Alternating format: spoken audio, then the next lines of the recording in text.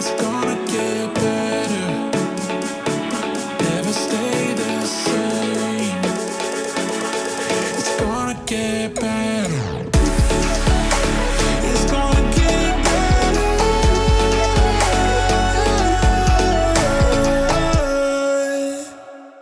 Welcome to the Ericka James Show, where we are all about life on purpose. We are delving into how to be fearless today.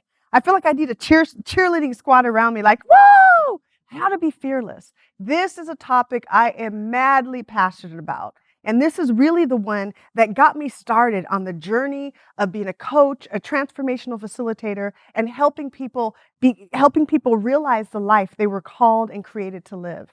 So I'm going to take you guys back for a minute. It was one night, probably 20 years ago, and I was sitting in my living room, and I was looking up coaching because nobody had really heard of coaching, and I was looking up coaching websites, and they all sounded the same. I help you live your dreams. I help empower you. I help you get unstuck. I help you, all of these things. And I literally asked God, I said, well, what makes me any different than any of these other coaches out there? I will always remember what he said. He said, I have placed the answers to all of the world's problems in my children, but they are still walking in fear. Your job, your call in your life is to help them eradicate fear so they can complete the assignment I have given them. I remember that night vividly. It was about 3 o'clock in the morning. And I remember sitting there like, what? How do I do that? And then I asked God a question. And I said, well, God, you're sovereign. I said, if fear is stopping us from doing what we're called to do, why don't you just eradicate it? And this is what he said to me.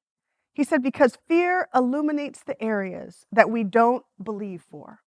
I know we want to be fearless, and maybe you've heard that fear is false evidence appearing real, but I want to come against that today. Fear is not false. It is not just something in your mind. It is a real thing. And when we can live our lives in a way that we can become fearless, there's nothing you can't do. Fear stops us in our tracks. It paralyzes you from even considering that you can live on purpose, that somehow, some way, it is going to work out. To believe it as if it's already done, it stops us in our tracks. So let's talk about fear for a minute. I already said it's not false evidence appearing real. Fear is a spirit. Fear produces results in your life, and we can be free from it. I want to put that on a billboard. We can be free from fear, actually forever. So in today's show, we're going to give you actual tools, an actual process to get free from fear. What if you didn't have fear in your life? What if it never crossed your mind?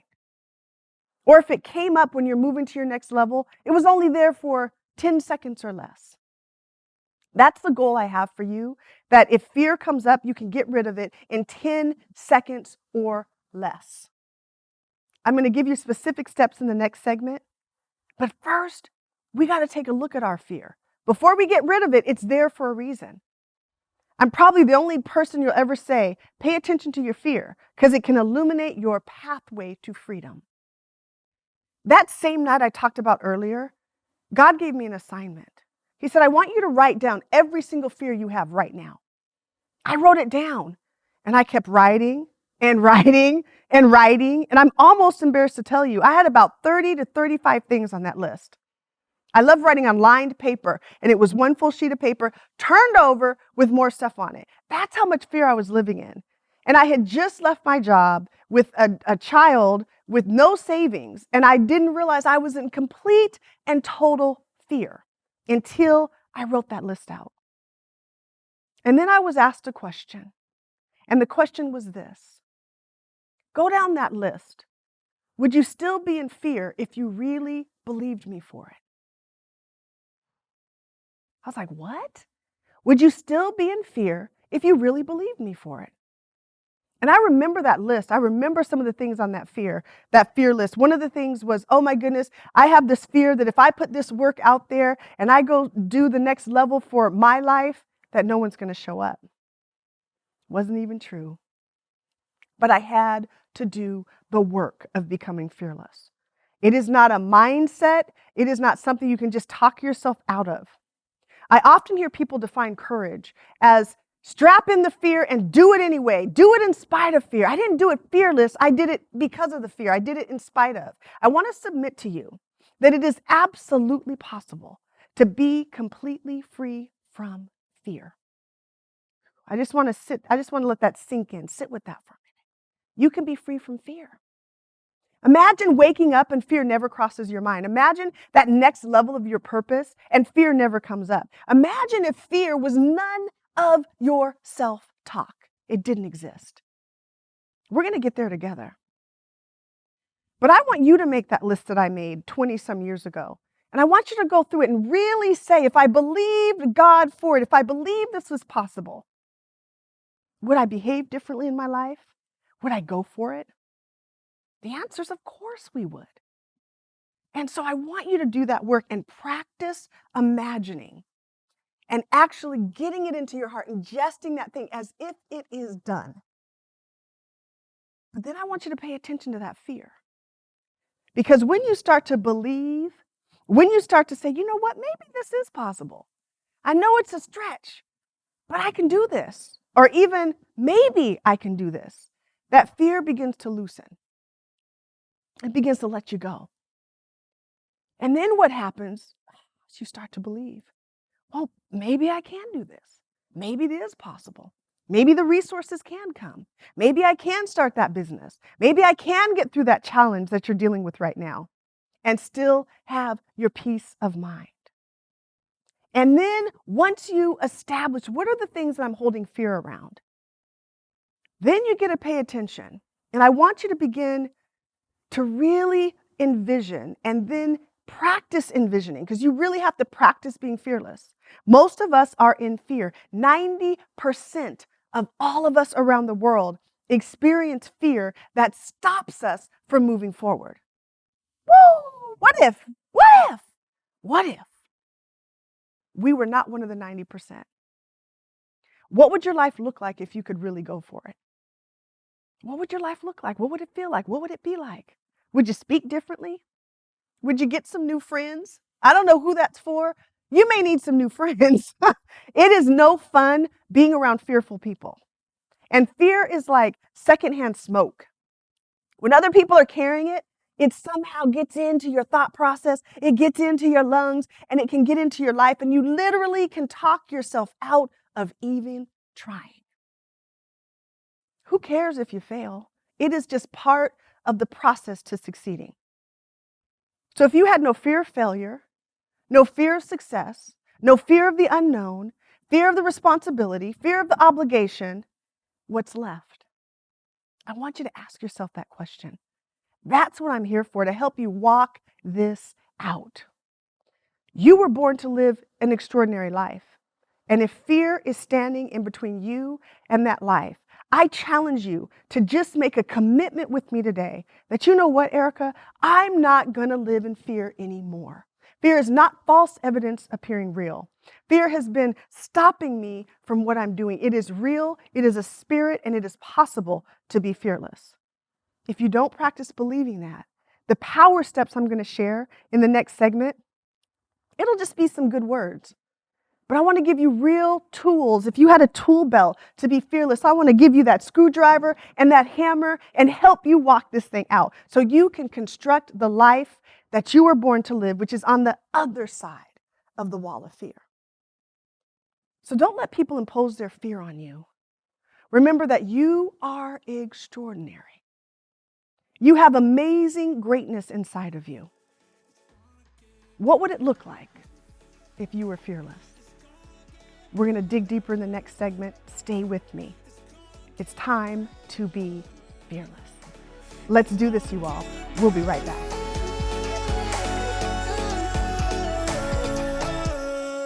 Welcome back. So glad you are still with me. Today we are talking about how to be fearless. I'm going to give you those 3 power steps I promised. And I also want to talk a little bit more about fear. I mentioned earlier that fear is a spirit. It is not false evidence appearing real, that the world may want you to believe that, but it is not. And I want you to remember three things about spirits. The first is that they speak. The second is that they produce fruit. And the third is that they give you an appetite. So there are fruit of the spirit of fear. In other words, there's evidence if you have the spirit of fear happening in your life. And I want to go over some of those fruits so you know that I'm talking to you today. Procrastination. That's a huge one. It's the one I hear about the most. Why can't I get this stuff done I know I need to do? Something seems to be stopping me. I feel stuck. That is fear. Clutter is a huge one. If we have environments that are cluttered, that are overwhelming, a lot of times that is spirit of fear manifesting its fruit. Worry, doubt, hesitation, double-mindedness, where one day you're feeling strong, you're up, you're clear, and then the next day you're like, oh, I don't know what I'm doing, what's going on, or it can even happen in the same day. I've had clients I've worked with that they woke up excited, and then by 3 o'clock, they're emailing me saying, Ericka, something shifted. It's because that spirit of fear rose up in them. It's not just the spirit of fear that can show up in your life in so many different ways. It might be a phobia, or it might be fear of the unknown, fear of failure, fear of too much responsibility. Wow, really, if I really did this, how would it change my life? It would change things. I'd have too much responsibility. Fear of lack of privacy. That's a big one. Sometimes people are like, I don't want to put my work out there because I really love my privacy. Whatever your fear might be, I want to tell you today that you can be free from it. I want to give you some steps. I call these my power steps that are going to help you on the way. So power step number 1, you want to get clear. Remember that exercise I shared earlier where I wrote a list of the fears I was carrying? I want you to do that exercise. I want you to get clear about the fears you are carrying. The thing about fear, you all, we've been taught you just strap it in and keep it moving in spite of it. So a lot of times we don't even stop to think about it, but it's there, lurking, stopping us, putting up an invisible wall that literally stops us from moving forward. When you're carrying fear, we can talk ourselves out of even trying. Before we've taken any action, we can stop ourselves. So power step number 1, get clear. You got it? Power step number 2, I want to give you a question, one of those key inquiries. And it goes like this. What would it look like if you really believed for each of those things on your list? I shared that I went through that exercise. It changed my life. I was able to say, wait a minute, this is something I'm holding. It's not even real in terms of real substance that can stop me. And once I made the mindset shift and the heart shift to believing, you are going to see when you do this exercise, I hope you have the same result I had when I did it, that it will shift the way you think about fear. Instead of fear looking like a mountain, it turns into a little teeny tiny molehill and something you easily just walk over and keep it moving. Number 3, I want you to speak to the fear. Tell it that it has to go. It cannot stay. It's not going to stop you. Remember, fear speaks, fear produces fruit, and fear also creates an appetite. And so be on the lookout for other people carrying fear. This is what happens. When somebody else is carrying something we're carrying, we tend to be more familiar with it. And so we'll hang around other fearful people. We'll hang around people who don't speak up, people who don't have their voices. That is a huge part of the spirit of fear. And so what I want us to do is to pay attention to the talk, not just in your own head around fear, but what are other people saying? Are you around a group of people that fear is just the norm? Are they imposing their fear on you? That's so important. And I want you to speak to that fear. I want you to remove yourself from fearful people, even if it's just for 2 weeks, so you can begin to identify the fear you're carrying and say, wait a minute, this is fear, and I don't have to carry this, and I've been fed this fear. The thing about fear is that it is instilled in us starting about 3 years old. Think back. This is what we do as parents. We don't mean to, but we do. Don't play with that toy. Something might hurt you. Don't jump off the edge of the couch. You might fall and, hurt your head. Don't talk to strangers. And this fear begins to be instilled in us subconsciously. We're not even aware of it. It's just us protecting our kids. And there's so much fear. It can start with something like, make sure you call me when you get there. And that person saying that can say it out of love, but what if it's out of fear? That, wait a minute, we need to make sure that we're not fearing safety, so I need to make sure you call me when you get there. And it's so subtle. Do you see that? It's so subtle, but it is fed to us all of the time. Fear of loss is a huge one. Fear of rejection is a huge one. I know I had to deal with that. And so as you are speaking to this fear, however it is showing up in your life, remember to tell it, get out, fear, you're not going to stop me, leave me alone. And then I want you to breathe it out. And if you have a relationship with the Lord, call on that name of Jesus, because I tell you, nothing else has submitted that fear in my life like calling on that name of Jesus. But even if you don't have relationship, you can still take authority over that fear and make decisions around it. But you got to speak to it out loud with your voice. Don't pray and ask God to take it from you. You have authority. I want you to speak to that mountain and command it. You go. You are not going to stop me from moving forward ever again. I'm going to do this. It is going to be successful. We are going to go for it. Whatever it is, you want to stop it. And you have the power to speak to it. You have authority. You have greatness within you. You have an ineffable Holy Spirit within you to be able to take authority over that thing. And that's how we start to really speak to that spirit of fear. And you know what? It starts to go. You will know it's gone because the procrastination will stop. You'll know it's gone because that fearful voice that says, oh, I can't do that because this might happen. I can't do that because this might happen. It starts to diminish and diminish until it's gone. But don't believe me. I want you to try it. So you got that. Let's review our power steps. Number 1, get clear. Number 2, what would it look like if you really believed for it?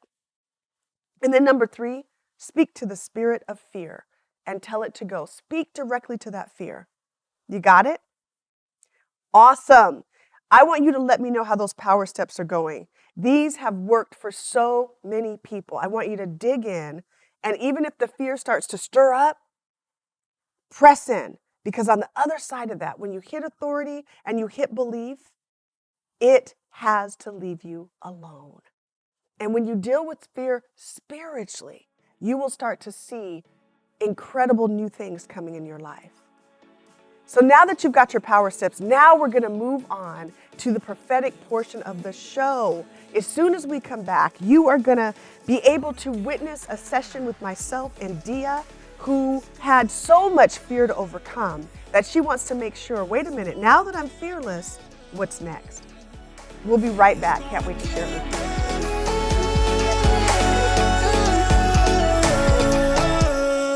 Welcome back. I am so excited. I love this part of the show. We are going to be able to witness a live prophetic session. I never know what's going to come out of my mouth. I don't know the questions up front, but I'm going to spend some time with Dia, who's going to just ask some questions. I do know this about her. She's overcome some fear, and now she's wondering, what's next? What's the next season of my life look like with no fear? You get to witness this. Get out your pen and paper, because there'll be something in here also for you. Well, Dia, I am so excited for you to be on with me today for our prophetic session. So thank you, thank you, thank you. Yes. So as you may know, I don't know what questions you're going to ask. So it's always a surprise for me also. And I'm still always amazed at whatever comes back. So I listen also, although I'm the vessel. So I'm so excited to delve right in. So I am ready, and I keep a piece of paper here. So if you hear me scribbling, it's just because I am kind of scribing what I'm hearing or seeing. So if you hear that scribble and I take a minute, that's all it is. So I'm ready for your questions when you are. The first question is, I've read a couple of verses in Proverbs and in Psalms that man makes his plans, but God knows the heart. So how do I know that what I want to do is actually a calling from God and not what I want to do because I want to do it? How do I know for sure God is calling me to do something and it's not just something, especially since it's speaking? Am I just seeking attention, want to be on the stage, want to get to tell people stuff, have an audience, or is God calling me because I have a message? So I think that's the first question. Okay, I gotcha. All right, that's one. What is two? And then I'll toggle back and forth and we'll see how God brings it. The second question has a lot to do with the first question, but I'm sure you've heard of the imposter syndrome. Okay. And it's wanting to do things right, set your standard at 10. And so if you're not 10, you feel like you're a fake because you're not being or doing what you think you're supposed to be doing. So then you start thinking, I'm just an imposter. I can put up a good front. I can make myself sound good, but is it all talk, all show, and no substance? And, search me, oh God, and show me if there be any hurtful way in me. I want to know if I'm being genuine. I want to be genuine. I want to be authentic. I don't want to be what I think I'm supposed to be. I want to just be who God wants me to be. Yeah. So So you can see all the notes I have on my paper, like it's pouring out. So even before you asked me the questions, I started to receive, because I like to ask God, what is this person's gift? Who are they? To help build the earth and make it a better place. And he said that you are a community builder, and you have always been a community builder. He was showing me you, even as a little girl, you pulled people in. You would notice what we would consider the underdog, or the person who's not, quite in the center, the outlier, and you would pull them in. Like, you always created community. And you've always done that with everything you've done, whether it's your family, whether it's, a church, whatever you have done, whether it is a temporary assignment, you create community. And he said, this is going to sound crazy, but I'm going to tell you what God said. He said, you are a love maker. Not in the world's, perverse way, obviously, but he said, you have a gift. He's given you a gift of making people feel loved. And love heals. Love brings people into wholeness. Love causes people to go spread more love. And you are a conduit and an activator of love. Love is what binds a community. It's not just proximity. It's how do people feel about each other in that community. He said you are a nurturer and you are a storyteller. And once you get them in the community to feel loved, you always have the power of story. And he said that you have so many stories in your own life, not to mention ones you've been collecting. And he uses all of these. They're really gifts. They're not just skill sets or talents. They're gifts from him. You use all of these in a seamless way to, again, build community. That is not just something that's in your heart. It is something he placed in your heart. He said that he has given you night visions, dreams for years about speaking. He has given and building, being this community builder. And he's saying there's, wow. I happen to know that one of the businesses you do is real estate. And he's saying that it's not a tug of war between the real estate and the speaking, that he's calling you to platform to be a community builder. You've been doing it all your life in small gatherings and smaller levels. And now he's calling you to teach others how to build community because there's some things you figured out. And you are an activator. So the anointing that you carry to help others go make more love, and therefore build community. It's the same thing that needs to happen inside a household that you would be doing from stage. So it would make perfect sense that you can't let go of the real estate piece and you can't let go of the speaking piece because they're the same gift that you're expressing in different ways. And so he said that he has given you dreams of you speaking on stage in your sleep, night visions, he calls them. He said to tell you this is not a fantasy, that you have been called to speak. You have been called, and not to just speak about anything.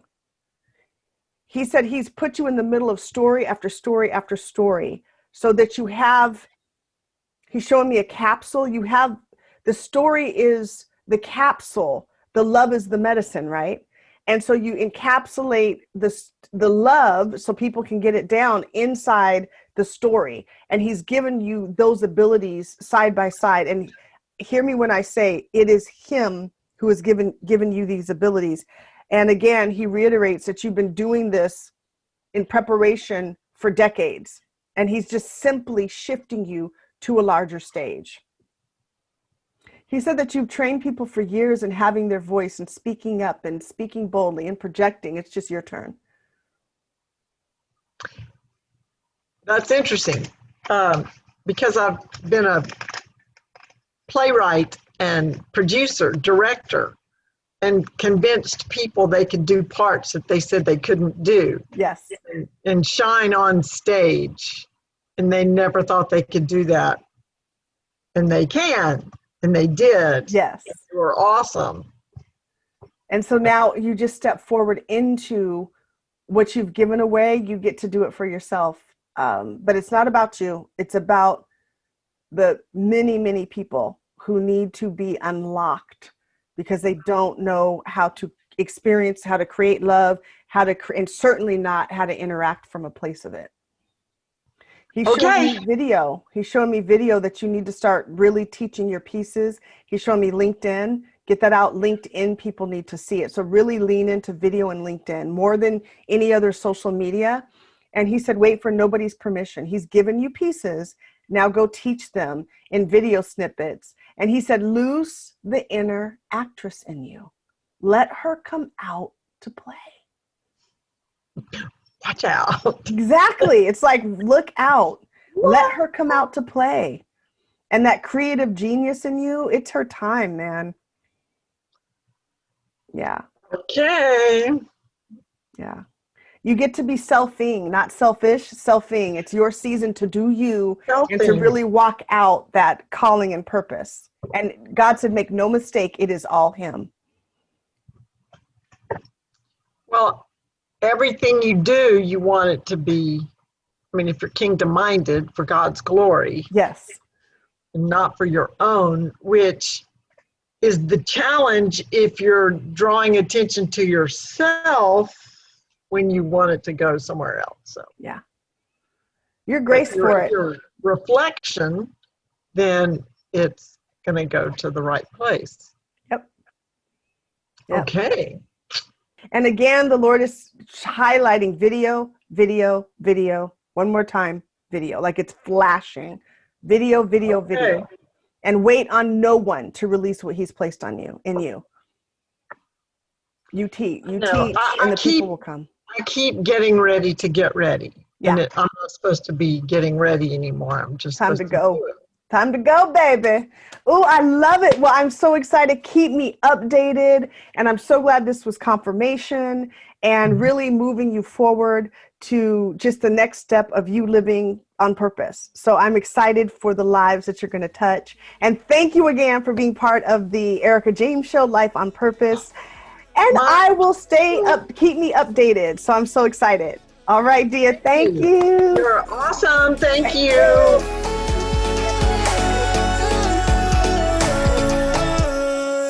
I hope that was a blessing for you. Dia asked some amazing questions. How exciting. I hope you were able to glean something for yourself. I do every time I hear a prophetic word for someone else. I end up going, wait a minute, are you sure that was for them or for me? So I hope you had your pen and paper out. You got some good notes. I want you to live an extraordinary life.